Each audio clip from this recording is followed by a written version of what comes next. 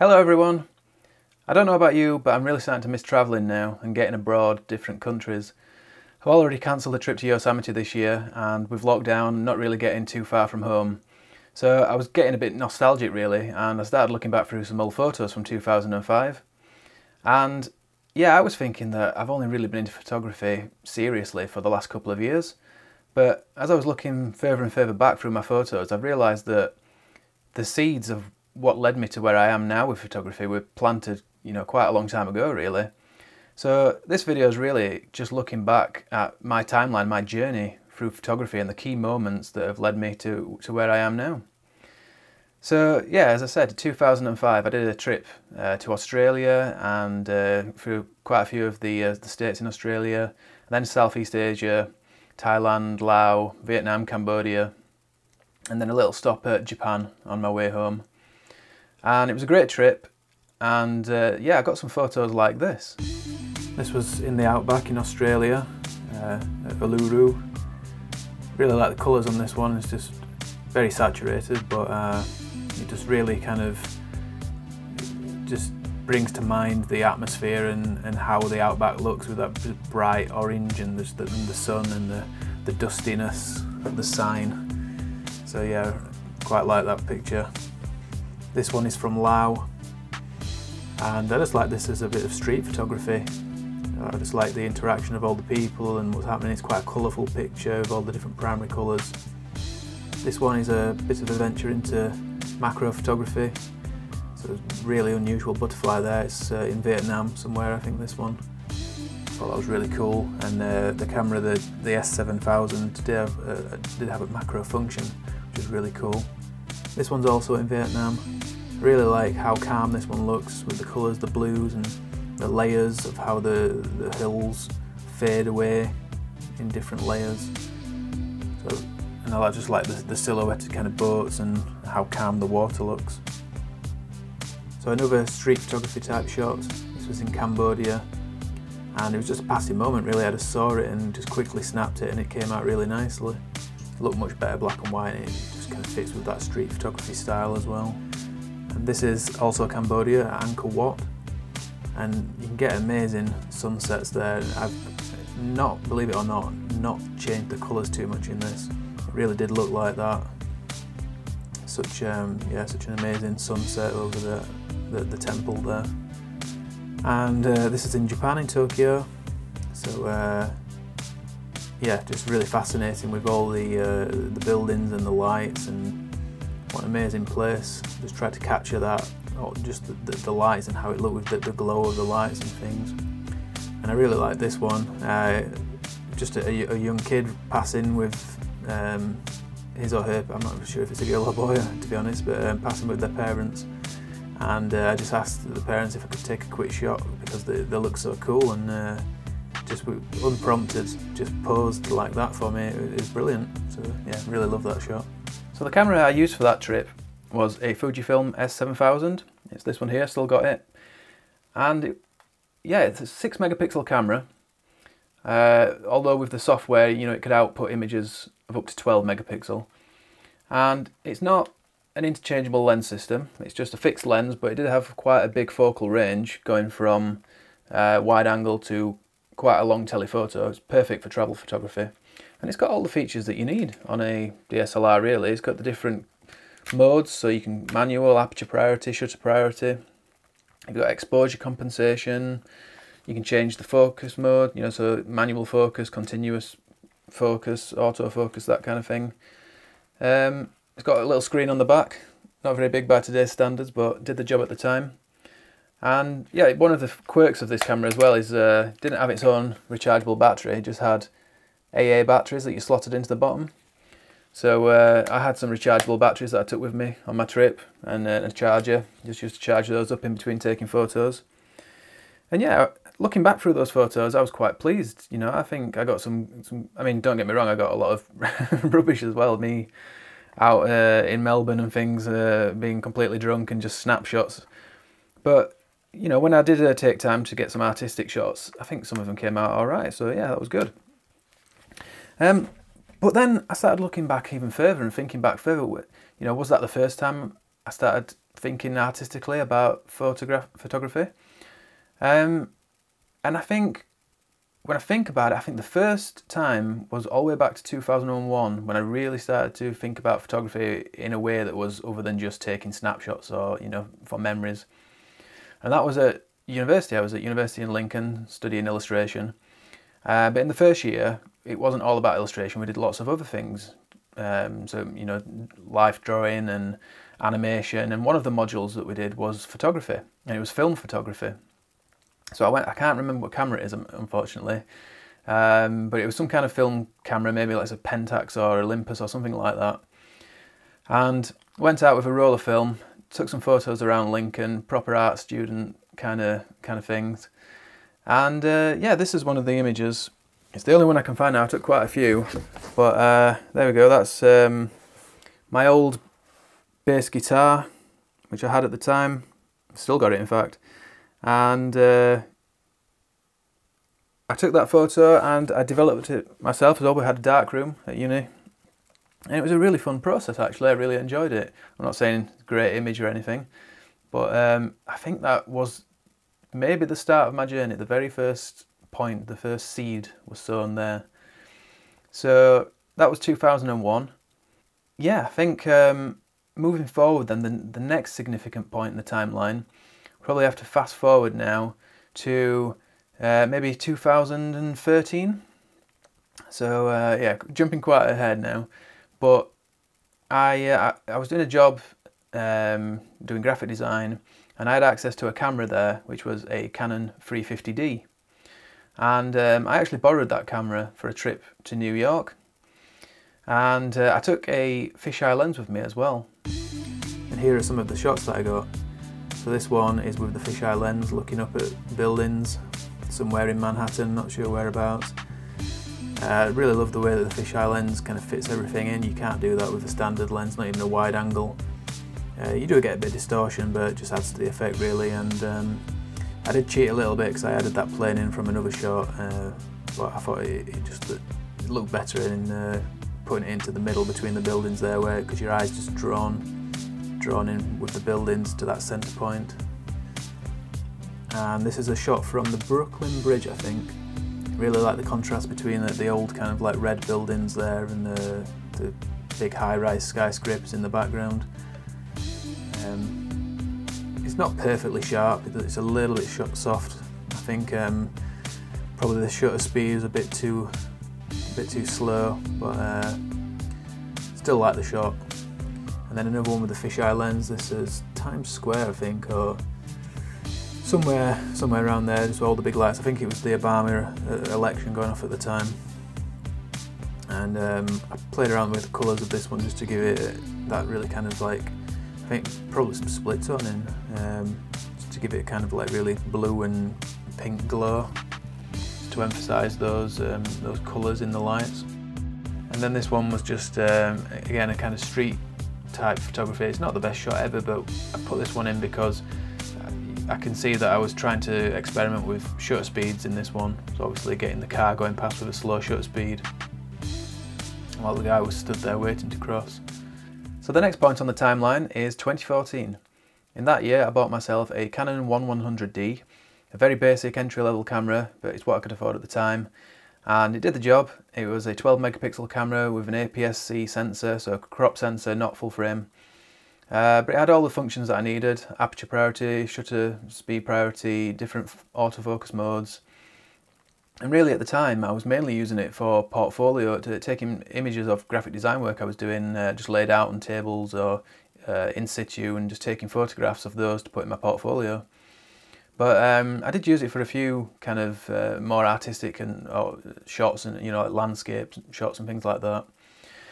And the other thing it happened in 2014 was I got a new job, and in that job I had access to a Canon EOS 6D, so significantly better. And again, I was doing graphic design, and it was to take shots for various marketing materials, such as this shot, which was taken for a gym chain. And by itself it doesn't look like a particularly exciting shot, but all these kind of shots were taken with a mindset of applying kind of text and graphics around them. So That's why probably the composition doesn't look quite right by itself. And then there's just another one here, just put this one in just to kind of show how I was experimenting with depth of field. So getting the dumbbells or kettlebells, I think they are, closer to the camera there and going out of focus. And then I was kind of experimenting with composition, so I've got, you know, the two guys on the left there kind of offset, balanced by the equipment on the right. So in 2016 I started another new job, and since then until now I have been using a Canon 5D Mark II for all of the photography work I've done in that job. And you can probably see a bit of a theme developing now: Canon 100D, Canon 350D, Canon 5D, Canon 6D. So what did I get next? Well, in 2018 I went out and bought myself a Nikon D7500. But before I get to that, let's rewind a bit to 2014. In 2014 I started an Instagram account. Now I know lots of different people have got different opinions about Instagram. Some people don't like the fact that it's all based around, you know, likes and gaining popularity, and, you know, they don't regard it as a serious kind of platform to be showing photography, because a lot of people just use it for social media and that kind of thing. But it's also a great way of like sharing images, and, you know, to a lot of people it's a good way of getting it out there and sharing it with a lot of people. So I really liked it. A friend introduced me to it, and it was around about the 2014 where phone cameras were really developing as well and becoming competent, so you could just carry it around with you. And I really enjoyed just getting travel snaps. So when I was out and about, I could just get my phone out and compose a nice shot and put it on my Instagram, and I really enjoyed doing that for quite a few years, and I got some shots like this. This is Iceland, 2016. A spot called Helnar. It's just like this little church all by itself, and it just looked great against that background, that isolated background. And I just made the colours really cool, just to kind of give it that cold vibe. This is in Croatia. I thought it was a really cool door. I loved the colours of it, that really strong turquoise, and the oranges just worked really well. This one is in the Netherlands, on one of the beaches. I just love the way that all those, I don't even know what they are, but the kind of formations on the beach, like these kind of posts, to form in this really great pattern. It just worked really well as a composition, so I really liked that one. This is in Munich, on a kind of subway underground area, and the light's coming in through these like gaps and casting these really strong shadows, and it creates this really strong like geometric pattern. And then you've got the leading lines going down there towards the end of the subway, where you can just see the little bit of light. And this one is of some guards stood outside Catherine's Palace in St. Petersburg. And I just love the way that they're I just love the hats really, and you don't get that outside of Russia, or certainly not over here in the UK. And yeah, it was a great just kind of street style picture, I think. It just really stood out to me. So in 2018, I was taking a trip to Germany, and I was in the airport looking for a magazine to read on the plane. And like I said, I've been getting more and more into photography through my Instagram and taking shots on my phone and getting to the more artistic side of it and travel photography. Really enjoying that, and I thought, yeah, why not get a photography magazine? So this was the actual one that I got. It was Digital Photographer Magazine, issue 211. And yeah, I read it for about an hour, and suddenly everything just clicked. You know, I'd been using digital SLRs for a number of years, like I said, but not really in an artistic way, more just for my job and getting shots for what I needed. So that meant that I'd learnt all the technical stuff like f-numbers, aperture, shutter speed, ISO, how to actually use the camera. And then through my Instagram and taking photos on my phone, I'd kind of got into the more kind of artistic side of it, and developed a passion for actually capturing images. And then it just took the last ingredient, which was the magazine, to put it all together. And when I was reading it, they explained how you could use these technical functions of the camera capture the images that I wanted to capture. So, you know, if you're taking a sunset or a sunrise, and, you know, what kind of settings you'd be using, and using a tripod, because if you're using like a longer shutter speed or a long exposure, you're going to need the tripod. Yeah, and it just all came together, and I thought, yeah, I need a new camera, because I knew that my Canon 100D wasn't going to cut it. Yeah, I went out, well, I did a bit of research, and I went out and I bought, like I said, my D7500, which is a great camera, it really is. It's just, it's about 20, I'll have to double check, it's about 21 megapixel, I think. And it's got, one of the key things that I really wanted was this pop-out screen. So it's got a little tilty screen that you can do different angles on it. You can pull the screen out, and if you're holding it low to the ground or something, you can pull the screen out and see what you're taking a photo of. And I really wanted that because, like I said, I've been using my phone, and I had the ability to do that with my phone, use it at different angles and see what I was taking without having my eye to the viewfinder. So the tilting screen was a big thing for me.